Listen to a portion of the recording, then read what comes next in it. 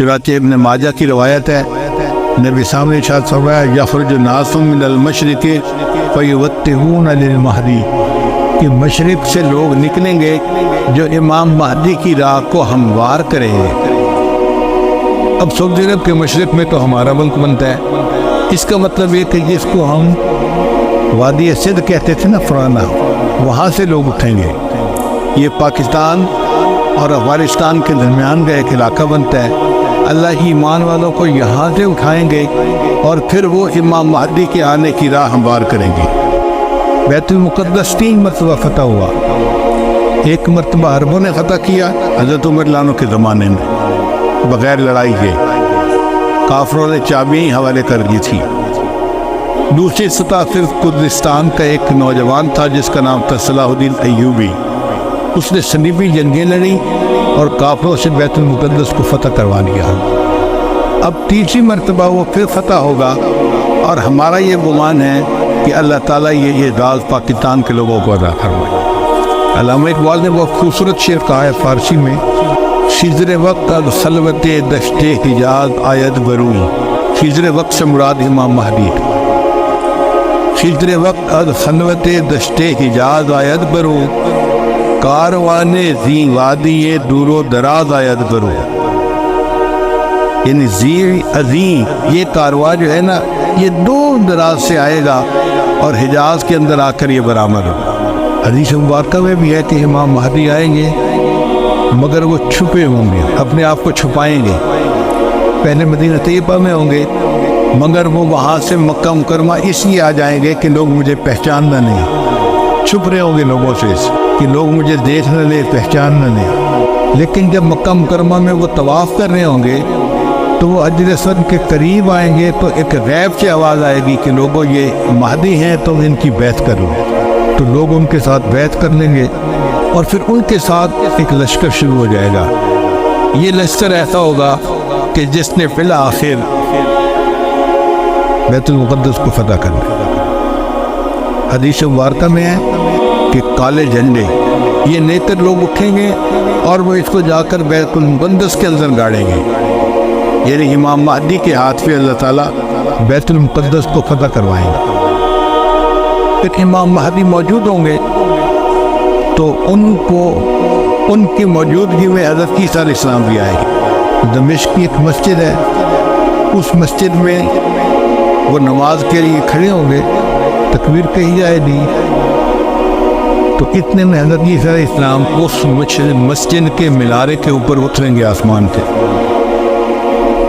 तो इमाम महदी उनको कहेंगे नहीं कि आप नमाज पढ़ाएं और वो इमाम महदी को कहें नहीं कि आप नमाज पढ़ाएं। चुनांचे हज़रत ईसा अलैहिस्सलाम के हुक्म पर इमाम महदी नमाज पढ़ाएंगे। ये एजाज़ मिलेगा उनको कि हज़रत ईसा अलैहिस्सलाम उनके पीछे नमाज अदा करें। अब हज़रत ईसा अलैहिस्सलाम नबी इस्लाम की शरीयत के मुताबिक यहाँ पर ज़िंदगी गुजारेंगे। ये उनके ये भी एजाज़ कि उन्होंने दुआ मांगी थी कि अल्लाह मुझे अपने महबूब की उम्मत में होने का शर्फ अता फरमा, तो अल्लाह ने उनको आसमानों पे बुला लिया और फिर अल्लाह उनको दोबारा भेजेंगे ताकि वो इस शर्फ को हासिल कर सके। फिर हज़रत ईसा अलैहिस्सलाम बैतुल मुक़द्दस आएंगे। इतने में दज्जाल भी आ जाएगा। अब दज्जाल जो है वो पूरी दुनिया के अंदर कुफ्र को फैलाएगा। उसके पास टेक्नोलॉजी ऐसी होगी कि बारिश बरसेगी, खेतियाँ ज़्यादा हो जाएंगी, फल ज़्यादा हो जाएंगे और लोग उसके पीछे लग जाएंगे मादी वसाइल की वजह से।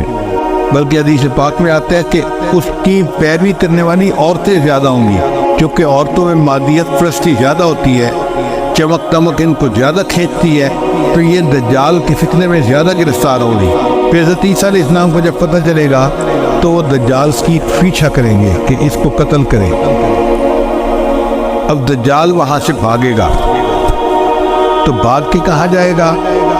वो इज़राइल जाएगा और वहाँ पर एक जगह है, उसका नाम है बाब लुद। इस वक्त भी इज़राइल में एक एयरपोर्ट है, उसका नाम है लुद एयरपोर्ट। शहर का नाम भी लुद है और इज़राइल वालों ने वहाँ पर एक दरवाज़ा बनाया है, उसके ऊपर उन्होंने बाकायदा लिखा है बाब लुद। 1400 साल पहले नबी इस्लाम ने फरमा दिया کہ اس جگہ پر دجال پہنچے گا تو عیسیٰ علیہ السلام وہاں پر اس کو قتل کر لیں۔ بہت عرصہ میں یہ سوچتا رہا کہ دجال نے بھاگنا تھا تو کہیں پہاڑوں میں رفوش ہو جاتا۔ رشیا کے پہاڑ ہیں، دوسرے ملکوں میں پہاڑ ہیں، پہاڑی سلسلے تو بہت ہیں پوری دنیا میں، تو یہ مقام لد کا کیا مان؟ بعد میں بات سمجھ میں آئی کہ لد کا جو ایئرپورٹ ہے نا وہ سپیس پورٹ بھی ہے، یعنی وہاں سے جہاز بھی اڑتے ہیں اور وہاں سے خلائی گاڑیاں بھی اڑ کے خلا میں جاتی ہیں۔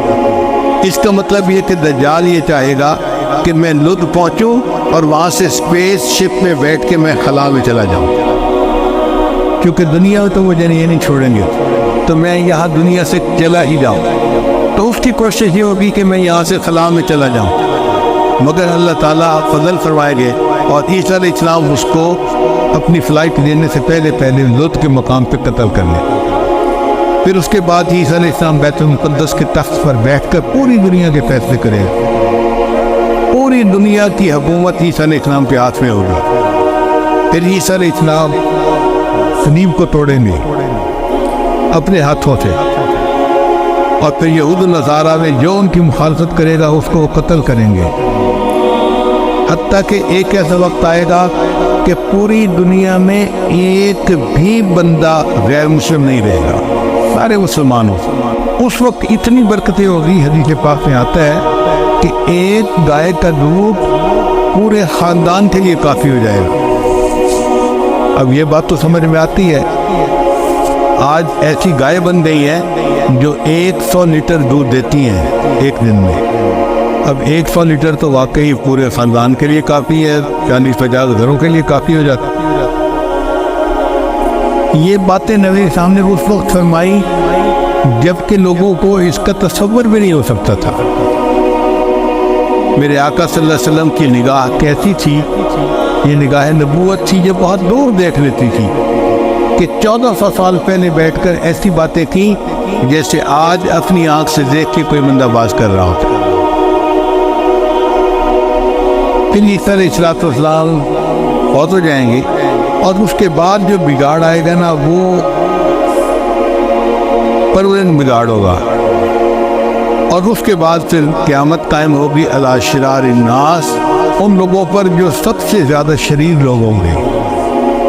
تو ایسے لگتا ہے حالات سے کہ قیامت کے بڑی بڑی نشانیاں پوری ہو گئی، اب امام مہدی کے آنے کا وقت بہت قریب ہے۔